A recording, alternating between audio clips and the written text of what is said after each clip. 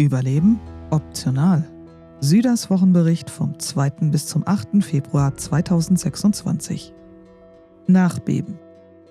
Hallo? Okay, sieht gut aus. Einsatzzentrale, bitte kommen. Hier meldet sich wieder ersetzbares Crewmitglied Nummer 371. Direkt von der Front zwischen Gemüsegarten, Garagentor und gelegentlichem Angriff. Ich fühle mich diese Woche ein bisschen wie ein Funkgerät mit Wackelkontakt. Man sendet klar und deutlich, aber irgendwo zwischen Novo, Svetlojarsk und Prigorodki kommt nur noch Rauschen an. Willkommen zu 7 Tagen, in denen Novo nochmals belagert wurde, Camps mal respektiert und mal demonstrativ nicht respektiert wurden, Unterhosen irgendwie zu Statements wurden und ein Turm schiefer stand als manche Argumentation für einen Angriff auf ein Camp im Funk. Eine Woche, in der Irina starb, Schwester Dasha auch mal zur Waffe griff, Guantamalteken Grenzen testeten, Bambis um Spawns boxten und Hilfe wieder mal nichts mit Zugehörigkeit zu tun hatte, sondern eher mit Haltung. Es wurde gesprengt, geflickt, diskutiert, gejagt, verteidigt, gebaut. Es wurden Fässer geborgen, LKW gerettet, Beine gebrochen und Ideale geprüft. Und irgendwo dazwischen saß Herz am Feuer, zählte Verluste, erzählte Geschichten und entschied sich trotzdem wieder fürs Aufbauen.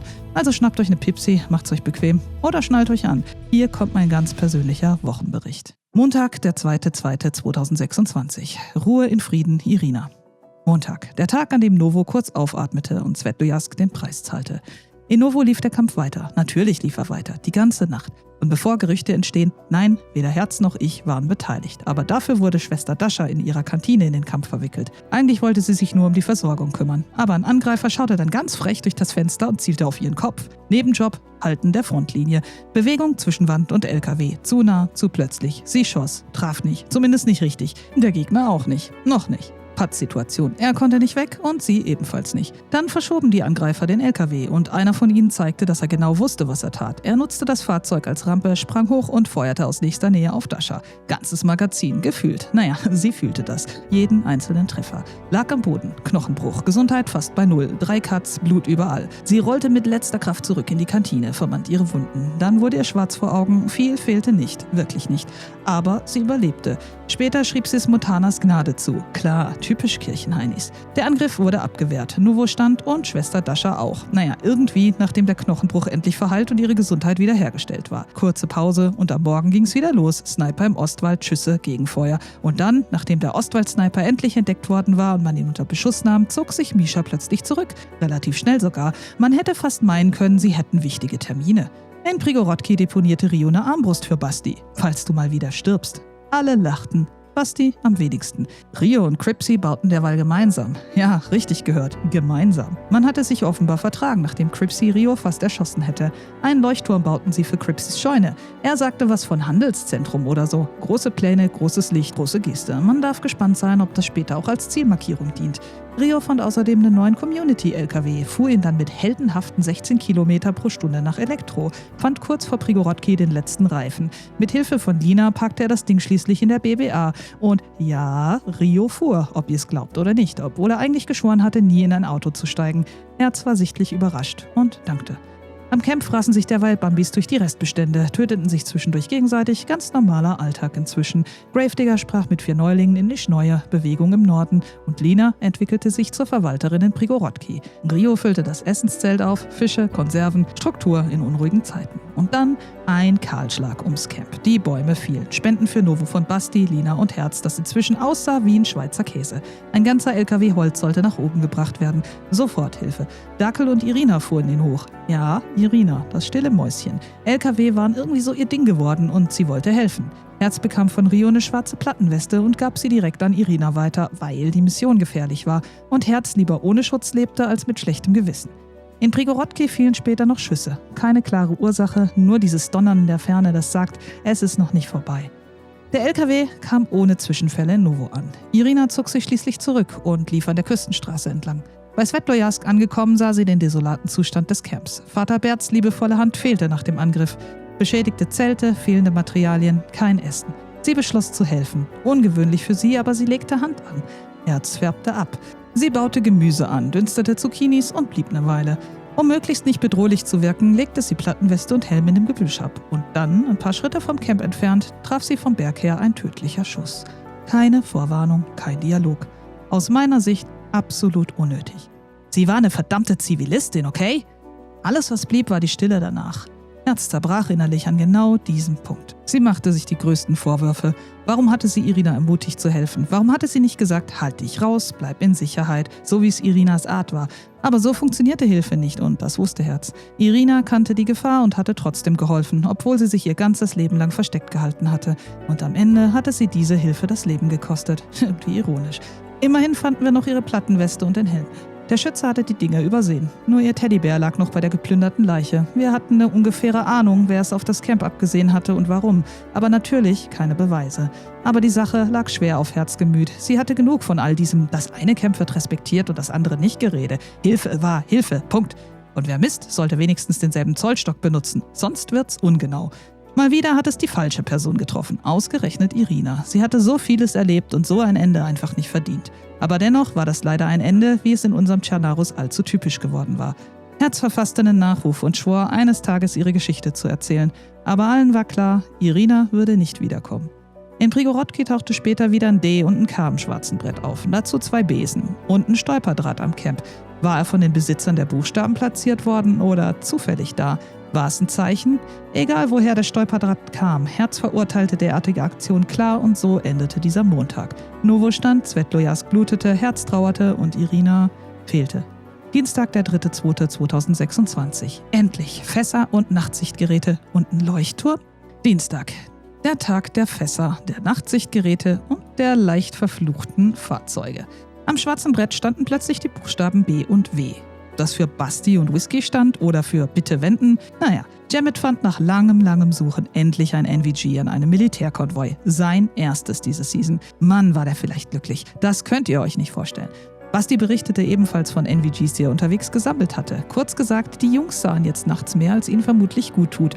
Im Westen wurde wohl irgendwer gerettet. Wer genau, weiß ich nicht mehr. Ich war nicht dabei, aber irgendwo wurde dort offenbar nicht gestorben. Auch mal eine schöne Meldung. In Prigorodki wurde der Turm aufgeräumt. Herz beschloss, ihre Trauer in was Positives zu verwandeln und sortierte. Dann startete die große Fässersuche mit Campwache Selina. Und siehe da, ein grünes, ein gelbes und noch ein grünes. Natürlich überschlug sich Selina unterwegs mit dem Witwenmacher, weil warum auch nicht, ist ja nur mein Auto und war ja auch nur die altbekannte Selina-Welle, die ja auch nur zufällig so hieß. Aber hey, sie überlebte und mein Baby auch. Gut für sie, sonst hätte ich sie gleich nochmal umgebracht. Herz gleich mit, was fällt dir eigentlich ein, mein Auto ständig zu verleihen? Rio fand ein Militärzelt und spendete es uns. Basti und Herz bauten es in Elektro auf. Sie jagten und grillten. Campalltag. In Lost Hope fehlten dagegen 2 Unterstände. Ja, ich habe schon wieder Lost Hope gesagt. Nicht dramatisch, nur symptomatisch. Cripsy meldete stolz, sein Leuchtturm war nun fertig. Groß, sichtbar, ambitioniert. Nur der Stromgenerator war verschwunden aus seiner Base. Wer ihn gestohlen hatte, blieb ein Rätsel. Die Schlösser waren alle noch da. Ein Leuchtturm ohne Strom? Symbolischer geht's kaum. Es war einer dieser Tage, an denen Czarnarus still an einem herumzerrt und man einfach weitermacht. Mit der leisen Ahnung, dass der Generator nicht das einzige war, das gerade irgendwo fehlte. Mittwoch, der 4.2.2026. Der Mann ohne Hosen. In Chennai Polana hörte Color J plötzlich Schüsse. Er erschrak sich erstmal ordentlich und tat dann was Erstaunliches. Er verteidigte sich. Echt jetzt? Scheint, als habe Ultras Spezialtraining das Ziel nicht verfehlt. Color J sah den Fremden zuerst und klärte auf, wie er es in der Fachsprache nannte. Er zielte und schoss. Fremder down. Wer es war? Unbekannt. Ultra war entsprechend stolz. Color J verhungerte nicht mehr dauernd und verteidigte sich nur selbstständig. Man merkt, die 2 sind ein gutes Team. Ein Wunder, dass sie auf ihn auch eine Lobeshymne komponiert hat. Ungefähr so. Und das Letzte, was du siehst, ist, wie er dich mit seiner DMR zerschießt. Ja, passt. Beste Gangster-Rap-Manier. In Prigorodki tauchten dann neue Felder auf und ein Unterstand direkt beim Livonia-Werbeschild. Sehr subtil. Außerdem eine halbfertige Turmbaustelle. Jemand baute offensichtlich. Wir wissen nur noch nicht wer. Beobachten ist das neue Grüßen. Selina wurde im Camp mit Fellumhängetaschen beworfen. Warum? Keine Ahnung. Campleben ist nicht immer logisch. In Novo gab es eine Explosion, wahrscheinlich eine Sprengfalle. Am Camp standen später 3 Bambis rum. Pinky sprach sie an, Gespräch statt Kaliber. Noch. Lina und Black Lion zogen nach Mischkino. Einführung in die hohe Kunst des Jägerklamottensammelns. Man wächst an seinen Aufgaben oder zumindest am Inventar. Rio verewigte seine Initialien am schwarzen Brett. R-I-O. Unauffällig wie ein Presslufthammer. Cripsy ließ sich den Hammer aus Prigorodki, um einen Fahnenmast zu bauen. Leuchtturm fertig, Generator weg, jetzt aber Fahnenmast. Man arbeitete sich hoch. Dann erschien er. Bei der Baustelle und den neu angelegten Feldern am Livonia-Werbeschild. Ein Mann. Nur Jacke, keine Hose. Aber immerhin eine Unterhose. Herz nannte ihn liebevoll den Keinhosen-Kelvin. Wir vermuteten, ihm gehörten die Unterstände beim Schild. Er redete nicht. Wir auch nicht. Wir beobachteten. Yannick traf bei einer Loot-Tour einen Fremden aus der Ukraine. Der beklagte sich, täglich geradet zu werden. Wo genau seine Basis war? Unklar. Aber man merkte, unter der Oberfläche brodelte es weiter und mit den Kämpfen und dem Raiden war noch lange nicht Schluss. An der Küstenstraße lagen ungewöhnlich viele tote Bambis. Ultra meldete zudem, dass BitWanted in Tscherno von einem Jerry angegriffen worden sei. Nicht der Jerry, den wir kennen, ein anderer Jerry. Tschernaros produziert die offenbar wie am Fließband. Am Airfield fielen Schüsse auf Cookfrax und Sense. Beide kamen davon. Man blieb beweglich. Später stand am schwarzen Brett in Prigorodki CIA, also vermutlich Besuch von den Chicks in Action oder jemand mit Humor oder beides. Und während andere Initialien hinterließen, füllte Herz in Elektro das Camp auf. Kürbisse, Ordnung, Struktur. Mitten im Chaos ist irgendwer eben immer noch damit beschäftigt, Unterstände zu zählen und Keinhosen-Kelvins im Auge zu behalten. Donnerstag, der 5.2.2026. Können wir uns Neutralität wirklich noch leisten? Fangen wir harmlos an. Cripsy crashte seine Olga. In Elektro mal wieder. Der Brite und seine Autos. Und ja, es ist exakt die Olga, die wir erst vor kurzem wieder zurückgebracht hatten. Manche Menschen haben einfach ein Talent für Timing und Blechschäden. Währenddessen baute Keinhosen-Kelvin tatsächlich weiter. Unterstände und einen Turm. Ganz real. Herz beobachtete ihn lange. Still, aus sicherer Entfernung. Rund um Novo gab es wieder Gefechte. Kein Großangriff, eher Nadelstich, Nachbeben. Man sah dieses Mal gelbe Armbinden. Ein nicht näher benanntes Individuum mischte ebenfalls mit und wurde getötet vom Scharfschützen im Osten. Die Angreifer kamen fast rein, aber Novo wurde gehalten. Noch immer. In Prigorodki boxten sich zwei Bambis im Ring. Wir beobachteten. Manchmal war das die gesündeste Form von Konfliktlösung hier. Dann Beresino. Ein Unterstandcamp wurde abgebaut. Von wem? Natürlich wusste es keiner, aber die Frage blieb, warum? Später lag ein totes Bambi im Camp. Jemand begann es zu beerdigen. Ein zweites bewaffnetes Bambi kam dazu. Das erste Bambi redete dagegen nicht, grüßte nur mit Gesten, füllte das Camp auf und beerdigte die Leiche weiter. Kurz, es ging seiner Arbeit nach. Und dann wurde es in der Nacht von dem anderen mit der Waffe erschossen. Einfach so. Herz war in der Nähe, hörte die Schüsse vom Sniperwald aus. Im Morgengrauen sah sie den flüchtenden Täter in Richtung Kirche durch den Wald rennen. Sie hatte eine Waffe in der Hand. Er schoss auf sie, für Reden war keine Zeit. Sie ging in Deckung, erwiderte das Feuer. Dabei traf sie ihn. Nicht tödlich, aber er ging bewusstlos zu Boden. Bevor sie ihn erreichen konnte, erledigten Zombies den Rest. Erst später verdichteten sich die Berichte. Es könnte Rob von Misha gewesen sein. Könnte. Er hat gesprochen, aber die Sachlage ist nach wie vor unklar. Warum er das getan haben sollte, verstand Herz nicht. Und genau da lag das Problem. Nicht nur Svetlojarsk wurde offenbar nicht geachtet, nun auch Beresino. Alte Wunden rissen auf und plötzlich stand die Frage wieder im Raum, wie lange blieb man neutral, wenn Neutralität nur einseitig erwidert wurde? Herz hatte an diesem Tag keine große Waffe dabei, nur eine Langwaffe für die Jagd. Sie hatte nicht getötet, aber es hatte gereicht, um zu verteidigen. Doch sie sagte, sie wolle das alles nicht mehr, dieser ständige Kampf. Ich verstand sie, aber ich war froh, dass ich mir nicht ständig Gedanken machen musste, ob meine Kugel nun auch wirklich den richtigen traf. Cripsy holte sich später im Norden ein neues Auto von den Chicks ab. Irgendein Handel, irgendeine Abmachung. Natürlich platzte er damit mitten in den laufenden Raid rein, weil, warum auch nicht? Ich sag's ja, der Typ hat ein Händchen fürs Timing. Jay reagierte sofort, geleitete ihn sicher durch die Schusslinie und am Ende brachte er das Auto tatsächlich heil nach Hause. Ein Erfolg an einem Tag, der sich weniger nach Wiederaufbau anfühlte, sondern mehr nach Riss. Man merkte es. Die Camps wurden nicht mehr nur beobachtet, sie wurden getestet. Und jedes Bambi, das sich darin aufhielt, konnte potenziell ein Gegner sein. Und Neutralität? Tja, die stand plötzlich wieder mal auf dem Prüfstand. Herz würde in sich gehen müssen. Freitag, der 6.2.2026. Kartoffelkönig und Yannick macht Schulden. Keinhosen-Kelvin entzündete ein Lagerfeuer. Eigentlich entzündete er 2. Sie standen aber plötzlich mitten auf der Straße vor seiner Baustelle. Dazu gefällte Bäume. Anarchie! Herz brach ihre Beobachtung schließlich ab und ging nachts auf ihn zu. Es stellte sich heraus, Keinhosen-Kelvin hieß eigentlich Unterhosen-Udo. Klar, warum auch nicht. Die Lagerfeuer auf der Straße waren übrigens nicht von ihm. Irgendjemand hatte ihm wohl einen Streich gespielt, seine Feuerstellen entwendet und dekorativ dort neu platziert. Außerdem hatte jemand aus purer Lebensfreude ein Schloss an seine Tür gebaut. Er nahm es schulterzuckend hin. Er nannte sich selbst den Kartoffelkönig. Na, wenn das mal Ravini hört, das grenzt für gewisse Menschen aus Dolina und Novo ja fast schon an Majestätsbeleidigung. Und trotzdem, oder gerade deshalb, entstand sowas wie Vertrauen zwischen Herz und ihm. Er schenkte Herz eine Kartoffel und brachte immer wieder Dinge ans Camp. Herz bedankte sich. Manchmal begann Diplomatie eben mit Knollen. Währenddessen hatte Yannick ein anderes Problem. Er hatte sich am Vortag einen LKW von Jay geliehen, um an seiner Base zu bauen, und wurde aus dem LKW geschossen. War nicht sein Tag. Der LKW verschwand, seine Schuld blieb. Und dem Warlord aus dem Vorort, wie Basti J. spaßeshalber nannte, wollte man ungern etwas schulden. Also gingen Herz und Basti auf LKW-Suche. Reifenmission für Jannik. Sie fanden tatsächlich einen, machten ihn flott, beluden ihn mit Holz, holten Jannik ab und am Ende brachte Basti noch Janniks Ader sicher heim. Herz sicherte nebenbei 2 Fässer für den Turm in Prigorodki zum Sortieren von Material. Klingt fast alles nach Multitasking. Und Jannik fuhr den LKW zu seiner Base. Am schwarzen Brett tauchten die Buchstaben L und H auf. Lost Hope, Last Hope, Locke und Herz oder einfach irgendjemand mit Langeweile. Herz brachte Cripsy eine Baustellenlampe für seinen Leuchtturm. Der Brite hatte ja große Pläne. Beleuchtung war da nicht ganz unwichtig. Im Containerhafen von Prigorodki fand Herz schließlich noch Schafe. Sie jagte sie. Später wurde mit Jannik gegrillt. Und dann kam die Realität. In der BBA fehlten plötzlich Wände. Die Zeit für den Despawn war gekommen. Kein Fahnenmast hieß keine Verlängerung. Also wieder ran. Selina und ich halfen mit. Wir bauten neu, zogen Wände hoch, setzten eine Fahne. Währenddessen schoss plötzlich ein Gilly vom Kran auf Color J im Industriegebiet. Ultra und Selina reagierten sofort, stürmten hin und regelten das. Nein, nicht mit einem Kill, sondern mit einem Gespräch. Der Schütze hieß Luke, neu im Land. Offenbar hatte er nicht verstanden, was Camps hier bedeuteten.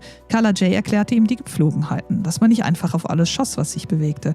Er hörte zu, Lernprozess live. Später kam Niki von der 501. ans Camp. Gemeinsam mit Selina, Herz, Ultra und Jannik wurden Bäume gefällt und die BBA weiter zugebaut.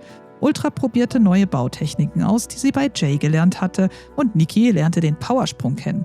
Zeitweise sah es in der BBA aus wie bei einem sehr ambitionierten und sinnlichen Yogakurs. Aber am Ende stand sie wieder. Die BBA, lückendicht, Fahne gesetzt. Gravedigger zog sich nach Beresino zurück und am schwarzen Brett lagen die Buchstaben THX und UN. Erst dachte man an Dank für die UN-Helme, aber dann eher an Ultra Ninja. In Novo traf Nigo noch auf Leon, der Medizin brauchte. Es wurde getauscht, geholfen und Herz holte noch ein großes Zelt bei Last Hope ab und fuhr Basti heim.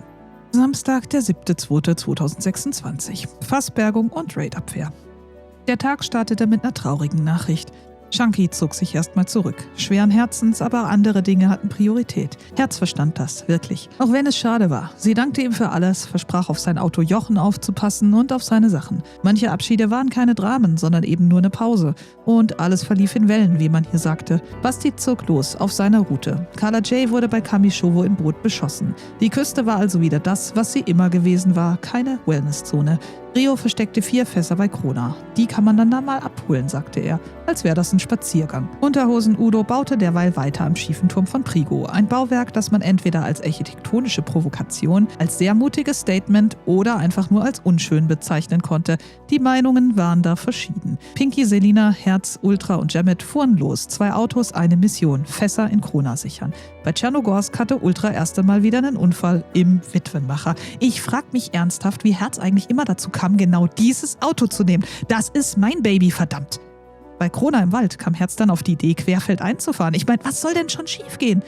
Nach dem Beladen der Fässer kam man den Hang nicht mehr hoch. Man steckte fest. Überraschung! Mitten im Wald, nahe dem Bach und drohte abzurutschen. Na toll!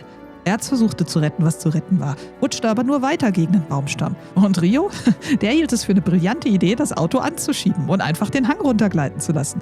Fast landeten sie im Wasser. Naja, fast. Irgendwie schafften sie es dann doch noch, unter dem Gelächter von Pinky und Selina das Auto heil ins Camp zurückzubringen. Manchmal war Tschernorus ein reiner Nervenmarathon. Rio meldete später Schüsse am NWA bei Nacht, gebrochenes Bein, fast tot, aber er entkam humpelnd. In Novo gab es einen versuchten Speerraid. Die Raider sprachen Spanisch. Jemand aus Novo legte dem Fremden nahe zu verschwinden. Dann Schüsse aus dem Ostwald. Typische Sniper-Position. Man hatte inzwischen Erfahrung. Er überlebte dort nicht lange. Sein Freund floh. Sie sprachen also Spanisch? Das ließ bei Herz natürlich sofort die Paco-Glocken klingeln. Sie hatte ja einen spanisch sprechenden Fremden am Camp getroffen, der sich Paco nannte und aus Guatemala stammte. Das könnten sie gewesen sein, denn sie glaubte nicht, dass Javicon und seine beiden Freunde aus Spanien wieder zurückgekommen waren. So hätten sie sich jedenfalls nicht verhalten. Rio berichtete später, er habe seine Verfolger noch gestellt, einem davon einen Beinbruch verpasst und sei dann entkommen. Nicht ungefährlich, aber effektiv. Später am Abend brach ich auf in Richtung Mogilewka, Sommercamp, Jägerklamotten besorgen. Ich beobachtete die Hochhäuser vom Berg aus. Routine. Ging nicht von einem Angriff aus. Aber was soll ich sagen? Ich traute meinen Augen nicht, als ich jemand über die Garagen von Basti und Locke huschen sah. Ja, darüber. Das war kein Spaziergang. Ich beobachtete genauer. Es waren mehrere. Sie versuchten, die Garage aufzubrechen. Na toll. Funkspruch, Alarmstufe Rot, Warnschuss meinerseits. Keine Reaktion. Sie verteilten sich. Kurz darauf 7 Explosionen. 7. Ich schoss von verschiedenen Positionen in ihre Richtung, nur damit sie merkten, hier wird verteidigt. So geht das ja nun nicht. Jay und Whiskey waren unterwegs. Ich erwischte tatsächlich einen am Hochhaus. Es kam zum Häuserkampf. Jay war wie eine Maschine, stürmte, erwischte ein zurückeilendes Bambi und einen im Hochhaus. Whiskey unterstützte. Dann wurde es dunkel. Locke kam wie immer etwas später. Jay erwischte noch den vermutlich letzten. Am Ende stellte sich heraus, dass es vermutlich dieselbe spanischsprachige Gruppe gewesen war, die auch schon Novo unsicher gemacht hatte. Vielleicht die aus Guatemala. Guatemalteken, so nennt man nämlich Leute, die aus Guatemala kommen. Habe ich vorher nicht gewusst. Jetzt weiß ich's. Was sie genau mit den Explosionen erreichen wollten, war unklar, denn kaum ein Tor war ernsthaft beschädigt worden. Sie wussten definitiv nicht, was sie da taten. 7 Explosionen für so wenig Ergebnis. Die Sache wurde geklärt. Basti und Locke waren dankbar. Und ich dachte mir nur, die großen Kriege sind vorbei. Nun kommen die Geplänkel wieder zu uns an die Küste. Die Zeit der Wohlstandsdepression war gekommen und die Nachbeben in Novo hörten nicht auf. Sonntag, der 8.2.2026. Atempause auf Raten. Nach der nächtlichen Garagenoper fuhren Jay und Whiskey wieder heim. Alles gesichert. Ich beschloss, unsere nächtlichen Gäste künftig wirklich die Guatemalteken zu nennen. Klingt schräg, ich weiß, und es ist ein echter Zungenbrecher. Ist aber ein bisschen eingängiger als die spanischsprachige explosionsfreudige Gruppierung, die so gerne raidet. In Prigo tauchte ein Agrobambi auf, mit einer Derringer und der festen Überzeugung, Unterhosen Udo am Turm erschießen zu müssen. Pinky, Campwache mit Falkenblick, reagierte schneller als der gesunde Menschenverstand dieses Bambis. Angreifer down. Er kam jedoch wieder, versuchte es ein zweites Mal. Dieses Mal setzte sich sogar Udo selbst zur Wehr. Der Kartoffelkönig verteidigte seinen schiefen Turm und wandelte sich vom überzeugten Pazifisten zum wehrhaften Bürger. Man lernt nie aus. Am Abend gab es noch eine Art Videodrehtreffen mit Ikea in Novo. Ein bisschen lasst uns festhalten, wer wir sind. Vielleicht für die Nachwelt. Zurück in Prigorodki sah ich 2 Fremde mit gezogener Waffe aus dem Sumpf aus Camp zulaufen. Puls 180, Finger bereit. Ich saß oben im Turm, beobachtete. Winken oder schießen? Ich entschied mich fürs Winken. Sie erwiderten die Geste, also blieb meine Waffe auf dem Rücken. Aber man wusste ja nie, ob es eine Finte war. Zum Glück wusste ich aber auch, Freunde waren in der Nähe. Die beiden steuerten erst Unterhosen Udos Turm an, redeten dort mit Yannick, er war zu Besuch, und mit Udo, der wie immer nur in Textform kommunizierte. Später kamen sie ins Camp, stellten sich vor. Heldinos und Bananensaft. Oder Heldinos? Egal. Ordentlich, relativ neu, relativ höflich. Sie zogen weiter Richtung Elektro. Und ich blieb mit diesem Restzweifel zurück. Ob sie nur neugierig waren oder schon im Kopf durchgespielt hatten, wie schnell man diesen Turm wohl aufbekommen würde. Aber sie schossen nicht. Sie sprengten nichts. Sie ließen das Camp stehen. Und damit endete diese Woche. Keine Explosion, kein letzter Knall. Nur dieses leise Gefühl, dass Ruhe in Tschernaros wie immer selten bedeutet, dass wirklich Ruhe ist. Und dass die Wohlstandsdepression so langsam aber sicher in den Köpfen aller hier angekommen war. Fazit? Und damit, liebe Turmbauer, Garagenverteidiger, Zucchini-Züchter, Nachtwachen, Kartoffelkönige, Leuchtturmarchitekten und Menschen mit sehr klaren Vorstellungen davon, wem welches Camp gehört, das war sie, diese Woche. Eine Woche zwischen Dauerbelagerung und Atempause, zwischen großem Knall und sehr persönlichen Einschlägen, zwischen Hilfeleistung mit offenen Händen und Kugeln aus dem Hinterhalt. Novo wurde gehalten, nicht unbeschadet, aber gehalten. Svetlojarsk zeigte, wie schnell Respekt relativ wird. Beresino erinnerte daran, dass Neutralität nicht einseitig sein sollte, und Prigorodki blieb das, was es immer ist: Bühne, Boxring, Zuflucht, Pulverfass. Irina fiel, und mit ihr ein Stück dieser leisen Selbstverständlichkeit, mit der manche einfach helfen. Das tat weh, mehr als jede Explosion. Herz zweifelte, kurz. Dann baute sie weiter. Nicht, weil es naiv ist, sondern weil sie sich weigert, das Feld denen zu überlassen, die nur zerstören können. Und ich hörte die Funkpausen. Ich merkte mir, wer nachts schlich und wer tagsüber laut diskutierte. Ich sah rote Armbinden, gelbe Armbinden, keine Armbinden und stellte fest, dass Moral leider nicht farbkodiert ist. Diese Woche war kein klarer Sieg, kein sauberer Abschluss, eher ein langes Ziehen am Nerv, ein Test. Für Geduld, für Haltung, für das, was man noch bereit ist zu verteidigen und das, was man trotzdem nicht aufgibt. Wenn ihr mich sucht, ich bin irgendwo zwischen Turm und Feuerstelle, mit staubigen Stiefeln, einer halbleeren Konserve und einem Funkgerät, das erstaunlich oft genau dann rauscht, wenn es wirklich wichtig wird. Nummer 371, Ende.